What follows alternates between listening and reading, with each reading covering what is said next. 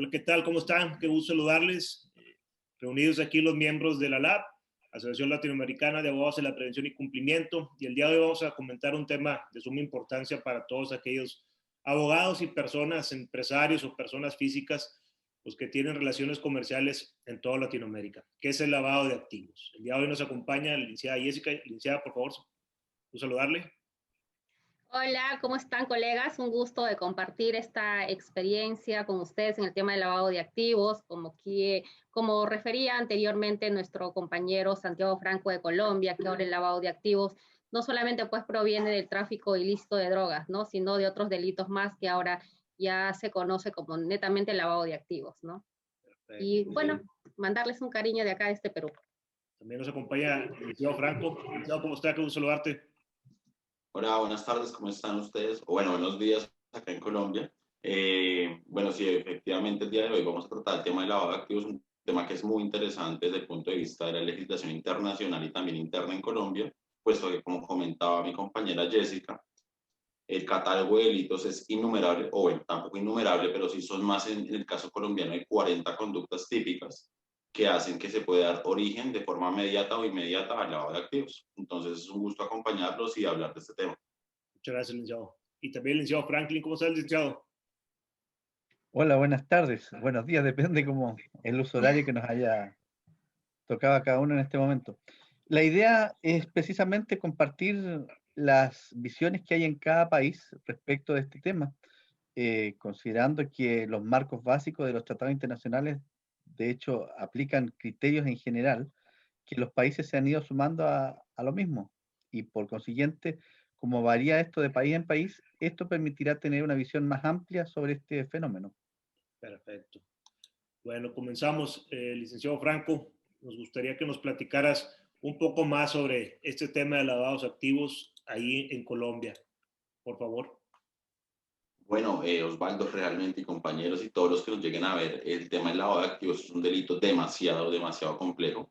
Creo que es como el típico delito que dio origen inclusive al cumplimiento o al compliance, desde el punto de vista, digamos, de muchos temas internacionales, por ejemplo, en el caso colombiano, el narcotráfico, que pues inicialmente fue el que dio origen al lavado no de activos, sino al lavado de dinero, por fruto de la actividad del narcotráfico, de la venta de estupefacientes, en el caso colombiano, pues de mucha cocaína, en el caso de la venta de la heroína, de la marihuana, otras drogas o otras sustancias psicotrópicas.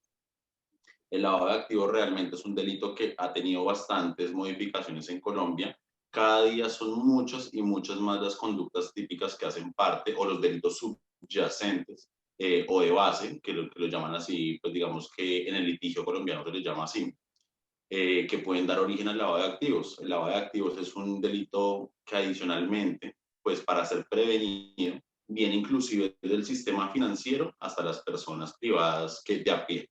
Entonces el lavado de activos realmente es algo aquí que en Colombia se ha ido, yo le digo que no es un delito como tal, sino una conducta, sino una actividad, porque la mera omisión, aun cuando es una conducta que debe ser cometida de forma dolosa, puede dar lugar a que se configure este delito. Acá en Colombia, el delito base, natural, que todo el mundo entiende el lavado de activos por el lavado de dinero, pues es el narcotráfico. En el país de ustedes, evidentemente, también debe ser así. Pero aquí, digamos, la última modificación que tuvo este artículo, que es el artículo 333 del Código Penal, que en Colombia es la ley 599 del 2000, ha hecho que, digamos, cada día sean más las conductas típicas que hacen parte de este delito. Entonces aquí, digamos, está, por ejemplo, el narcotráfico, está el concierto para delinquir, que es lo que se conoce en Estados Unidos como el racketeering, está también, digamos, todos los temas tributarios, todo lo que tenga que ver con fraude aduanero. Eso puede dar origen al lavado de activos. El lavado de activos acá en Colombia se puede dar de manera inmediata o inmediata. Eso quiere decir que pues no es necesariamente digamos, la actividad inmediatamente anterior la que dé origen al lavado de activos, sino que puede ser 3 actividades y que yo, siendo una persona de buena fe, entre comillas, pues estoy dando apariencia de legalidad de los bienes. Este delito es muy grave, tanto así que es, uno, digamos, tiene prohibición expresa en el Código Penal, en el artículo 68A, para que se otorguen beneficios o subrogados penales. Eso quiere decir que, digamos, no hay casa por cárcel o lo que se conoce aquí, pues la prisión domiciliaria, no sé cómo le llaman en sus respectivos países, no hay suspensiones condicionales de la pena. Es un delito que, en mi sentir, es inclusive más grave que el homicidio. Puede que, digamos, la pena que esté contemplada, que si mal no estoy casi que seguro, la pena inicial es de 10 a 30 años acá en Colombia, pero tiene muchas circunstancias de agravación punitiva, muchos agravantes que hacen que se eleven, que inclusive la pena a imponer sea mayor a 60 años, lo cual, digamos, desde el punto de vista acá en Colombia, es inconstitucional en mi sentido, porque la pena máxima en Colombia, por los temas de los fines de la pena y de los respetos a los tratados internacionales en materia, pues, de derecho penal, hace que sobrepase los 60 años, que es el límite que se tiene concebido acá en Colombia. Entonces, digamos que es un delito bien complejo que ha dado origen a sin número de problemas desde el punto de vista dogmático, desde el punto de vista del derecho penal. Acá en Colombia hay muchas investigaciones por delitos relacionados con lavado de activos, hay fiscales especializados de lavado de activos, y es que el lavado de activos no es un delito que se quede ahí, sino que, digamos, también tiene temas de extinción de dominio.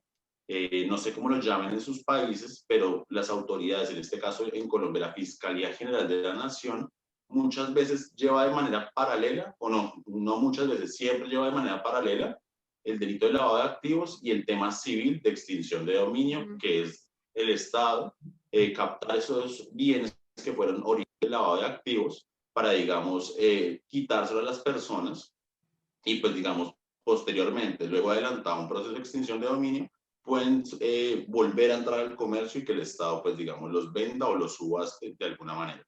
Entonces, el lavado de activos acá en Colombia, pues, digamos que se divide tanto en el tema, pues, todo lo que les había comentado, narcotráfico y otros delitos base, y aquí las autoridades que están a cargo, digamos, de esto, son la Fiscalía General de la Nación, pues, para el tema punitivo como tal y para el tema de extinción de dominio, que, como ustedes saben, no es un tema estrictamente de derecho penal, sino que es un tema civil que tiene consecuencia dentro del proceso penal. Y aquí las autoridades que también están a cargo, aparte de la Fiscalía, pues entonces está la UIAF, que es la Unidad de Investigación o Inteligencia, algunos le dicen así, y Análisis Financiero. Estos son los que reciben los reportes de operaciones sospechosas, no sé cómo los llaman en sus países, que acá se le conoce como los ROS o ROS, que son los reportes de operaciones sospechosas, tiene una regulación específica.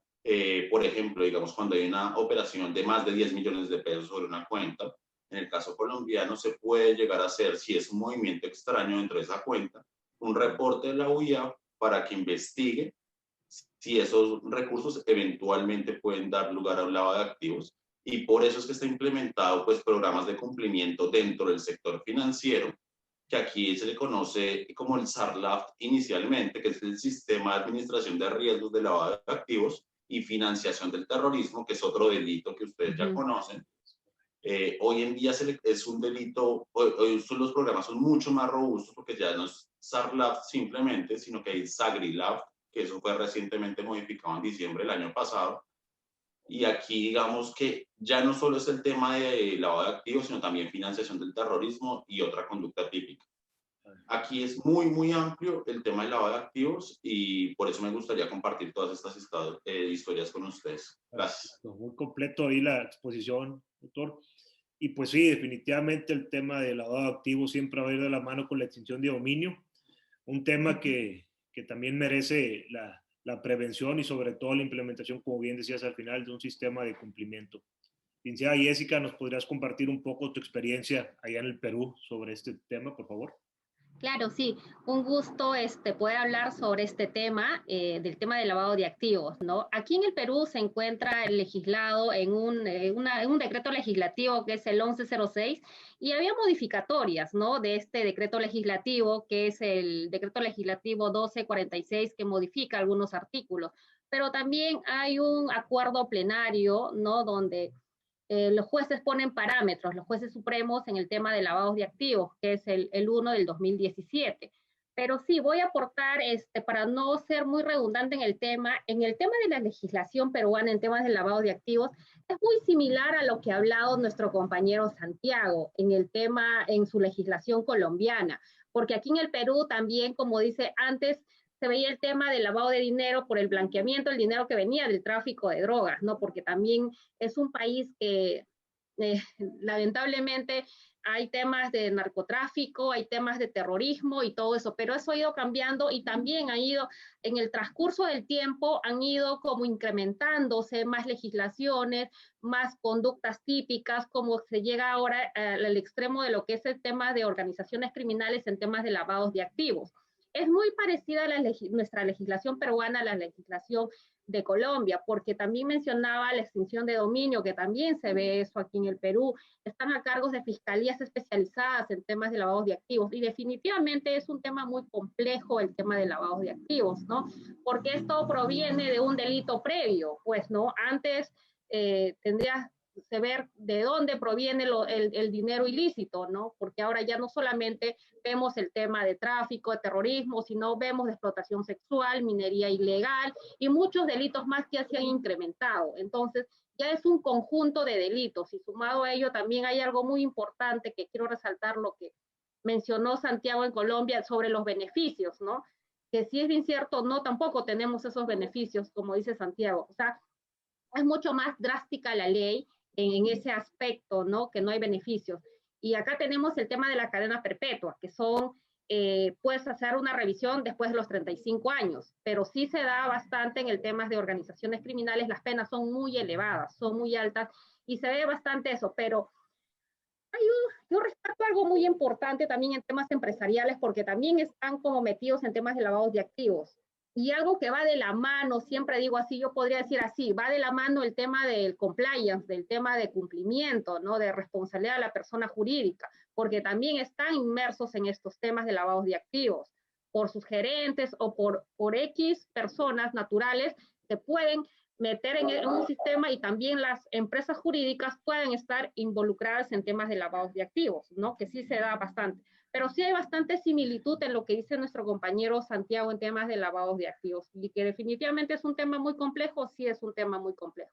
Pero hay formas de prevenir, como en el tema de compliance, en temas de personas jurídicas, yo pienso que sí. Y para mí está muy ligado esos temas en temas jurídicos. Eso es lo que yo podría aportar, compañero. Perfecto. Gracias, licenciada.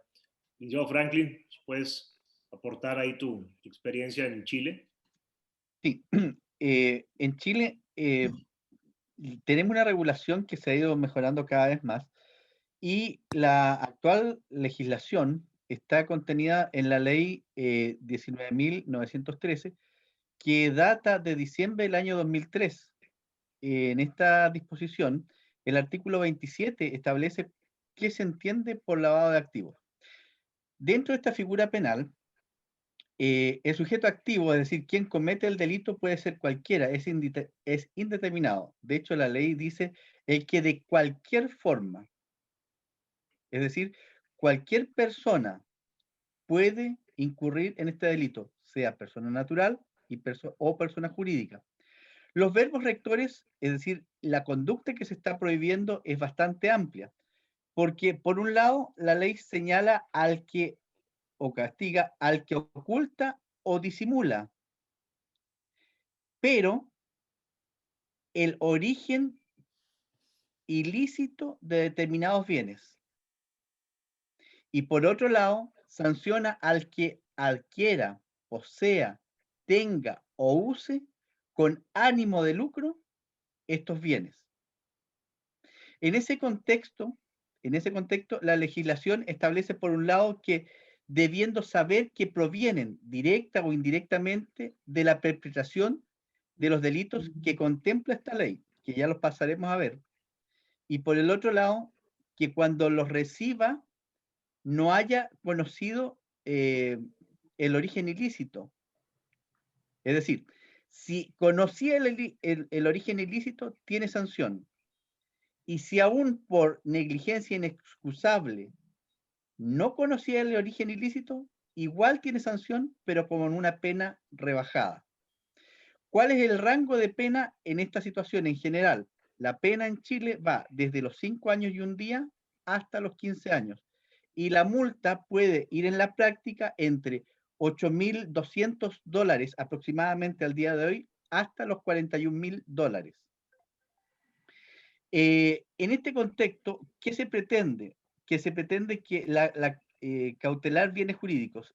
En general, la evitación de que ingresen o se introduzca dineros o capitales provenientes de actividades ilícitas al sistema económico legal o formal, si se quiere.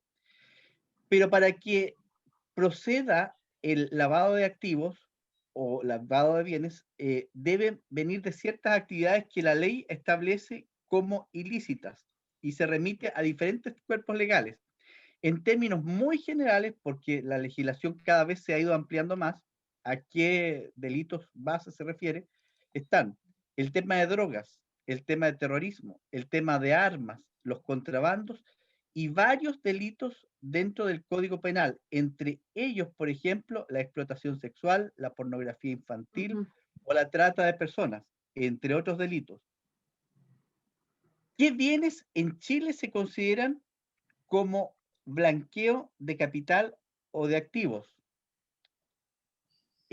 Cualquier clase de bienes que pueda ser apreciable en dinero.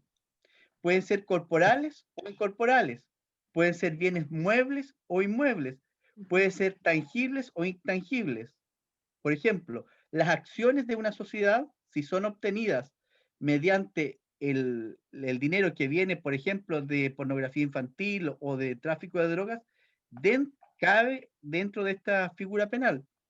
Y además, cabe dentro de este objeto material los documentos o los instrumentos legales que acreditan la propiedad o el derecho sobre los mismos. Supongamos que trae un balavista internacional, un cheque internacional, un documento que acredite que trae acciones del extranjero, que representan acciones del extranjero en sociedades, también cae dentro de esta figura. Y el origen de estos bienes puede tener su origen, valga la redundancia, en Chile por las actividades ya referidas o en el extranjero, siempre que en el extranjero sea punible la conducta y en Chile se encuentre dentro de los delitos que la propia ley establece. Es decir, requiere una doble incriminación en ambos estados para que en definitiva estemos en presencia del lavado de activos. Dicho lo anterior, la legislación establece una metodología para los efectos de ver cómo opera. Primero, hay una situación de prevención. Ciertas entidades públicas o privadas están obligadas por ley, por ejemplo, los bancos, las AFP, los corredores de seguro, los corredores de propiedades, los notarios, los conservadores de bienes raíces, los casinos, están obligadas a reportar las operaciones sospechosas, ROS, como decía adelante Santiago Franco. ¿A quién? Deben reportarla a la unidad de análisis financiero. Esta unidad tiene varias secciones, ¿cierto?, que se dedican a la investigación más detallada y acuciosa de este asunto. Cuando ellos tienen sospecha o alarma que esto efectivamente se está cometiendo, informan del lavado de activo o del financiamiento al terrorismo directamente a la Fiscalía. Y la Fiscalía en su momento ordena la investigación por parte de la Policía de Investigaciones o de Carabineros a los departamentos especializados, dependiendo de si ya hay investigaciones en marcha o si se inicia una investigación a propósito de esto. Y luego, una vez que ya se tienen los antecedentes, se formaliza la investigación ante los tribunales, imputando a personas u organizaciones a fin de que los tribunales apliquen en definitiva las sanciones de acuerdo al procedimiento que se pueda utilizar. Perfecto.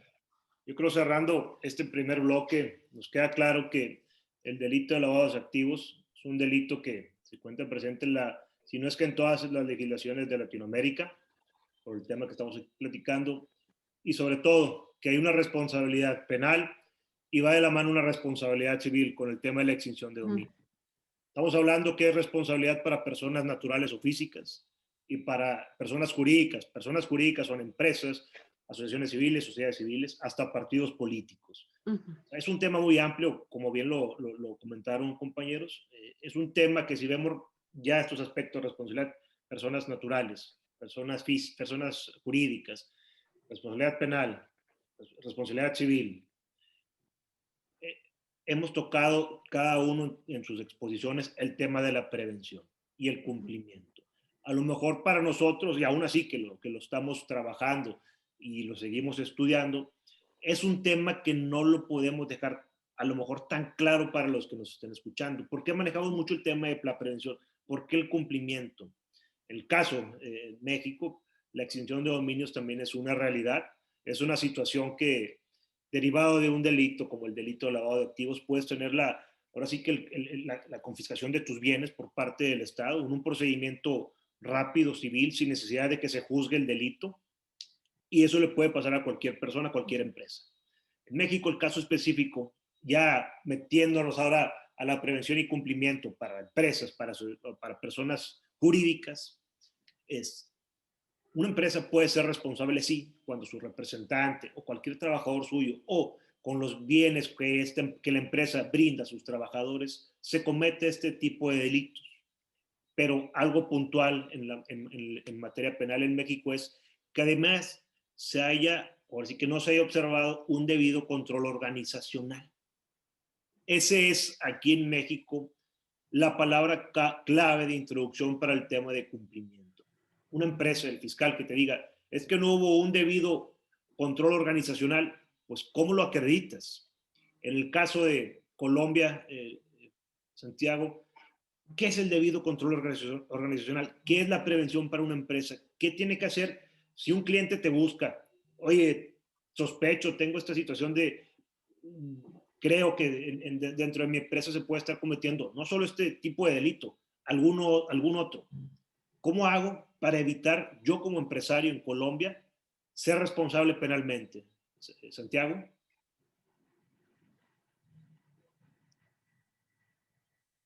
Sí, por ahí, sí, que estás en mute. Bueno, igual y comenzamos con Jessica, te repito la misma pregunta. Un empresario del Perú que tenga esa presunción de que algún trabajador suyo, algún administrador suyo esté cometiendo un acto ilícito, no me voy a circunscribir al lavado de activos, a un delito en general. ¿Qué es lo que tú le dices a ese empresario? Mira, como estamos viendo el tema de cumplimiento, Osvaldo, y como hablamos en el anterior video, acá el tema de cumplimiento y prevención del delito en temas empresariales lamentablemente no se da mucho. Entonces es por eso que hablamos anteriormente en una sesión anterior, que si recuerdan, hablábamos de las empresas que deben manejar el tema de compliance, prevención del delito, no solamente como dices de lavado de activos, sino de otros delitos que pueden de repente estar incurriendo o de repente algunos gerentes de sus áreas que tienen, ¿no? Pero aquí en el Perú no se da mucho eso, o sea, no hay esa cultura de las empresas por lo menos decir, oye, vamos a tener una área donde se pueda ver la prevención del delito para así evitarnos cualquier problema judicial que podría haber más adelante, sobre todo si contratas con el Estado, ¿no? Claro. Que es lo importante. O sea, si contratas con el Estado, uno tiene que ser pues mucho más rígido, tienes que tener las cosas y las leyes claras, porque si no tienes ese control, es difícil de que puedas saber que si alguien está cometiendo o no está cometiendo un delito dentro de tu empresa, dentro de la persona moral, ¿no? Porque si no, imaginemos, o sea, y es por eso que muchos, de repente los gerentes que desconocían de lo que hacían sus subgerentes de cada área, son sentenciados. Oye, y justo decía eso el compañero Franklin, ¿por qué? Porque tú siendo una persona preparada, capaz, y no me vas a decir de que desconocías esos hechos, porque tenías que haber previsto todo lo que estaba viniendo. Y es por eso que vienen las sanciones. Lamentablemente podrían ser injustamente, pero sí estaba preparado para que se dé cuenta para el tema.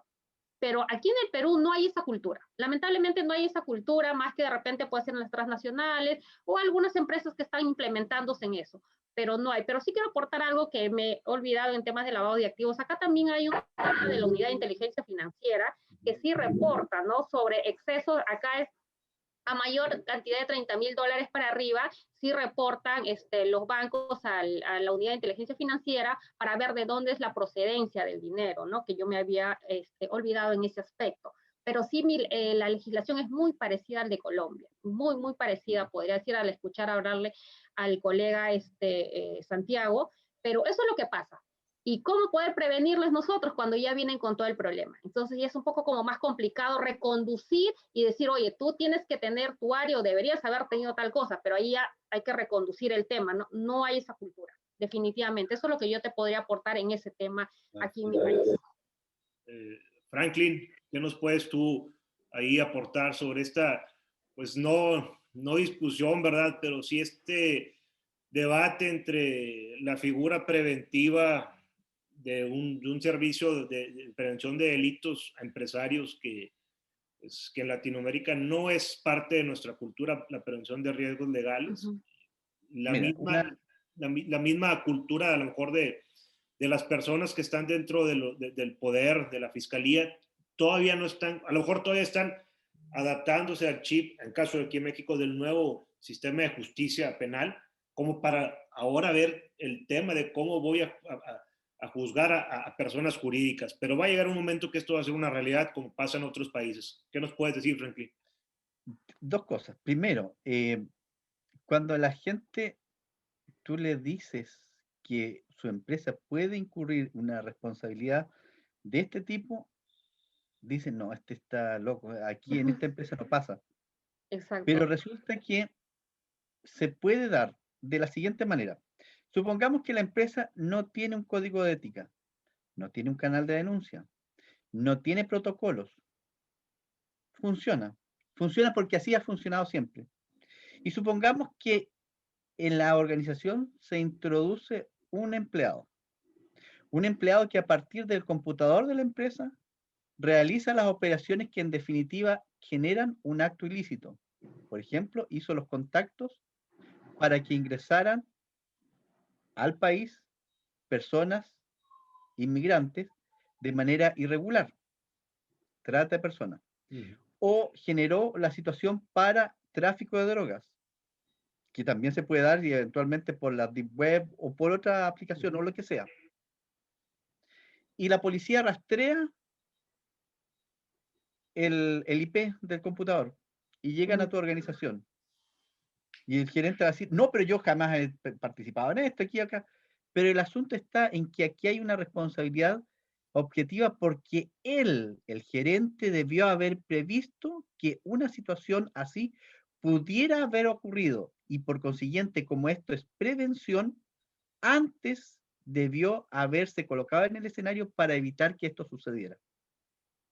Simple, pero la gente no lo entiende así. En relación a la segunda que tú señalabas, yo creo que esto tiene una trascendencia enorme, enorme, enorme, y no obstante que en Chile, y ya me voy a salir un poco del lavado de activos, ¿cierto?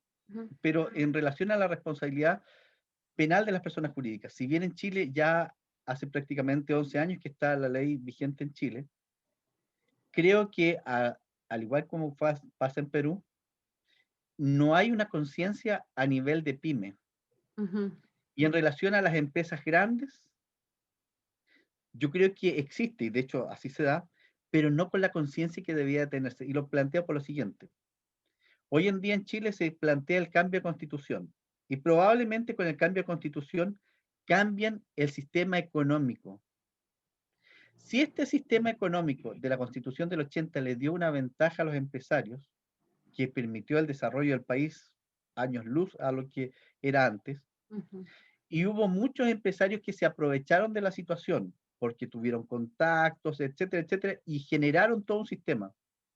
Cuando llegó la ley de responsabilidad penal de la persona jurídica, no instalaron oportunamente todos estos sistemas de prevención, o por último, no tuvieron una cultura que les llevara, en definitiva, a respetar los principios que rigen en general la materia, derechos humanos, protección de los trabajadores, protección del medio ambiente, etcétera, o la no corrupción. Y el día de hoy, estoy diciendo en los últimos años, esto explotó. ¿Y qué pasó? A la gente le quedó la sensación de que los empresarios eran unos ladrones, eran unos sinvergüenzas, eran unos corruptos. ¿Y qué trajo por reacción? Que mucha gente, entre comillas, no puede ver a los empresarios porque ya quedaron tildados como agentes que no estaban conforme a los principios sociales. Y si eventualmente les cambian la constitución, que probablemente sea así, se van a recordar que esos excesos que ellos cometieron dieron lugar precisamente a la reacción que vayan a tener en el futuro.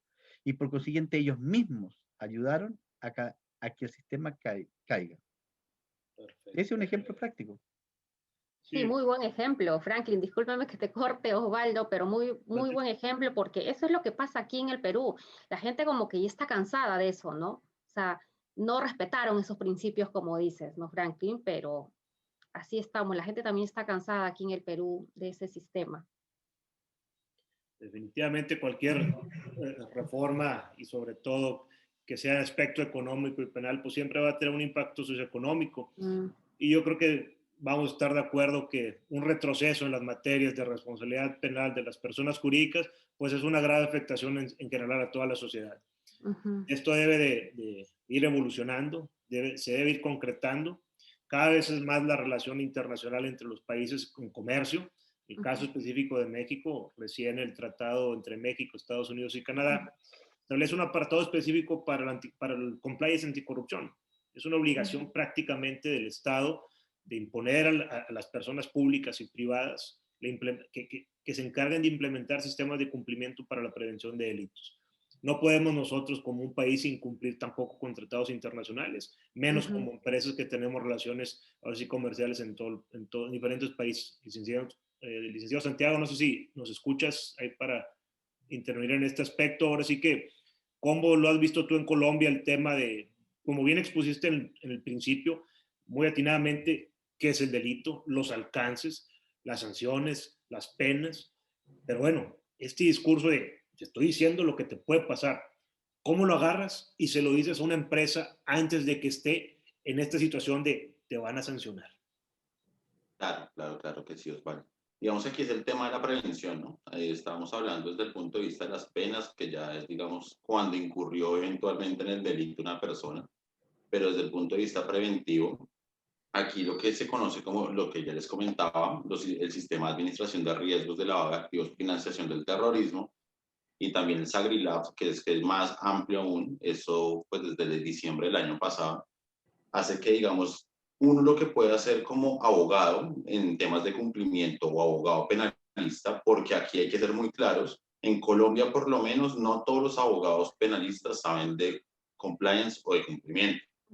Y también otro tema muy importante es que estos temas de lavado de activos o de prevención de lavado de activos generalmente los manejan es abogados corporativos, abogados que saben de derecho societario, que saben de derecho comercial o mercantil, de temas meramente pues comerciales, digámoslo así, y aquí se maneja de esta forma.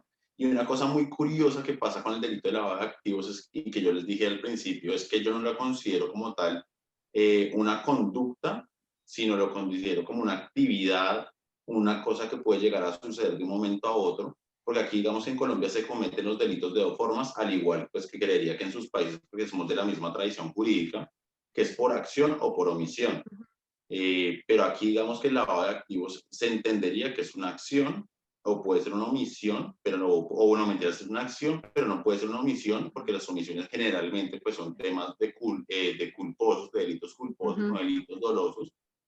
Y aquí digamos que lo que se debe hacer como tal es ir siempre de la mano con un abogado que sepa de temas, uno, de prevención de lavado de activos, que generalmente pues son abogados corporativos, y la gente es muy reacia a estos temas porque hasta que no están, digamos que metidos dentro de un problema, no acuden a un abogado. La gente espera a cometer un error para acudir al mismo. Y por eso es que, digamos, es necesario no solo tener como la cultura de prevención, sino ser muy conscientes de que el lavado de activos está y se va a quedar por durante muchísimos años y generalmente se va a cometer sin siquiera no saber que lo ha cometido porque es una mera actividad, no es una acción, no es una omisión, sino que es algo que puede llegar a pasar y es muy peligroso porque no sé cómo se maneja en sus países, pero aquí el tema es que el delito subyacente o el delito base que da origen al lavado de activos, para probarse ese delito como tal, que para mí no es una prueba, debe probarse a manera de inferencia razonable, ¿sí? Y es a partir de indicios que se construye que se cometió ese delito. Entonces, digamos que el tema del lavado de activos ¿Se tiene que probar el lavado de activos? Sí, pero para probar el lavado de activos hay que probar un delito base, pero se prueba a manera de inferencia. Entonces, en sentido estricto no se está probando como tal el delito base, pero sí se está condenando a una persona, bien sea física o bien sea una persona moral, por la comisión de estos delitos. Y aquí, digamos, hay que ser muy claros, en Colombia no existe la responsabilidad penal de las personas jurídicas, pero sí existe la responsabilidad administrativa. Y esto está en cabeza, digamos, de la superintendencia financiera acá en Colombia, cuando se incumple en temas de lavado de activos, y ellos los que tienen regulado cómo se debe manejar, pues, a cabalidad los programas de cumplimiento, que es el que les había comentado del SAGRILAF. Perfecto. Bueno, pues abogadas, abogados, yo creo Un que detalle. Adelante, Franklin. Sí, un detalle. Lo que pasa es que lo que dice Santiago es correcto, porque da la impresión de que las personas que cometen lavado de activos, ¿cierto? Piensan que como no está acreditado el delito base, a ellos no les va a pasar nada. Pero en este caso, en la legislación chilena, no requiere tampoco que esté probado el delito base. Es algo difícil, ¿cierto? Pero las inferencias pueden llevar a la conclusión de que, por ejemplo, una persona, supongamos, gana, por decir, $2.000 al mes, ¿ya? Un funcionario público. Y el día de mañana aparece de la noche a la mañana sin crédito, sin nada, con un vehículo que le cuesta $50.000, que no lo puede justificar. Evidentemente esa plata salió de algún lado. Y no requieres acreditar que él fue un corrupto dentro de la administración y que por esa vía se adquirió el vehículo, porque en definitiva su patrimonio no le da. Entonces, cuando la gente piensa que esta cuestión la va a hacer y va a salir absolutamente impune, es una cuestión que no consideraron las consecuencias y todo el espectro jurídico que lleva a la conclusión de que necesariamente probablemente sea condenado. Excelente. Sí, voy a dar un último aporte ahí, y eso sí comparto con Santiago y con Franklin, porque aquí en el Perú lo que se ve pues es el delito base, como dice, y acá se ve como el delito previo, ¿no? Definitivamente, eso no vas a poder probar en juicio, como se dice, pero viene por un delito previo. ¿De dónde proviene, no? Y definitivamente, o sea, no es que no me van a poder probar a mí, sí, porque hay un delito previo a eso, y has cometido ciertos actos o ciertas conductas ilícitas que no deberías haberlo hecho, ¿no? Pero también, como acaba de mencionar Franklin, en el tema de que las personas dicen no me va a pasar nada, no, definitivamente claro que sí, porque sí, ya vienes con unos antecedentes anteriores que sí vas a ser condenado, ¿no? No necesariamente tienes que tener esa certeza, como dicen, que le den al juez una certeza, como te puedo decir, la máxima de la experiencia que te dice, y un claro ejemplo que puso una persona que gana $2.000 no puede comprarse una camioneta de $60.000, pues no es algo ilógico. Entonces, desde ahí se parte como las máximas de la experiencia que toma el juez como para poder sentenciar en temas de lavado de activos, ¿no? Eso sería mi aporte final. Perfecto, Ok, ¿no? yo quisiera como finalmente simplemente decir que el lavado de activos se puede prevenir. Hay muchos tipos, modelos para seguir los estándares tanto internacionales como los internos de cada país, para que las empresas no cometan este delito, porque como les dije, es una mera actividad, y por lo tanto lo que queremos nosotros, o lo que yo invito junto con mis compañeros, es a que realmente cada operación que vaya a hacer una empresa sea asistida por un abogado, para que aminore y que esos riesgos de incumplimiento, no voy a decir riesgos de cumplimiento como tradicionalmente se le dice, sino riesgos de incumplimiento de la normativa, pues vayan acompasados con la normatividad que pues regula el tema del lavado de activos. Eso sería simplemente lo que yo quisiera decir como de conclusión. Muy completo, abogadas, abogados, su participación. Definitivamente es un tema que nos puede dar horas, pero yo creo que podemos cerrar con los siguientes puntos. Definitivamente el lavado de activos es un delito que se comete de manera reiterada en las empresas, no solo en nuestros países donde estamos trabajando, sino prácticamente en toda Latinoamérica. Es un delito que afecta también los bienes de una empresa, definitivamente a través de la extinción de dominio. La prevención es un elemento clave. No se trata de decir que una empresa no puede trabajar sin riesgos, ¿no? Definitivamente toda empresa debe de trabajar, o más bien trabaja bajo un nivel de riesgo, pero lo importante es hacerlo conocer a nuestro cliente o al empresario hasta dónde es tu nivel de riesgo que puedes llegar. Muchas veces lo comentó Franklin con el aspecto de ni siquiera conocer al interior de la empresa cuáles son los delitos que se pueden cometer.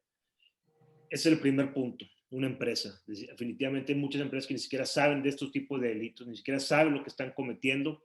Entonces, todo parte de eso, de capacitar a qué te dedicas y cuáles son las consecuencias de tus actos conforme a tu objeto social o tu actividad económica. Abogados, pues no queda más que agradecerles su tiempo. Un saludarles. Licenciado Santiago, ¿dónde lo podemos encontrar, por favor? Sus redes sociales. Claro que sí. Bueno, Osvaldo, pues a mí me pueden encontrar tanto en LinkedIn como Franco Najar Abogados, también pueden conseguir en Facebook en el fanpage Franco Najar Abogados. Y pues digamos que por búsquedas genéricas de Google también puedo aparecer así como Santiago Franco Najar. Y ya, básicamente esas como... Ah, bueno, y también en mi perfil de Instagram corporativo, que es Franco Najar Abogados. Todos los perfiles en redes sociales son exactamente los mismos, y esos son mis canales de comunicación, y mi correo electrónico corporativo es s.franco@franconajarlaws.com, los de leyes. Sí. Esos son los canales de comunicación. Gracias. Licenciada Jessica, ¿cómo la podemos encontrar en redes sociales? Bueno, yo primero me pueden encontrar por la página de ALAP, donde están ahí mis datos. Igualmente a mí. Este hermoso grupo, sí, en la página de ALAP, donde están ahí nuestros contactos, nuestros números de teléfono, como decía el compañero Santi, en las redes sociales, en la página de LinkedIn, en Instagram, ¿no? Pero todos los contactos que me puedan comunicar es mediante la página de ALAP, ¿no? Perfecto. Licenciado Franklin, ¿cómo lo podemos encontrar? Lo mismo que dice Jessica, y mi página es franklingallego.abogado.cl y ahí está relacionado con todas las redes sociales y contactos y correo electrónico. Perfecto. Bueno, pues no queda más que agradecerles y a todos aquellos que nos estén escuchando y estén interesados ya sea en formar parte de esta asociación o conocer más en específico sobre algún servicio con alguno de los abogados, con todo gusto nos pueden contactar. Saludos. Chao, que estén bien. Chao. Hasta luego. Cuídense.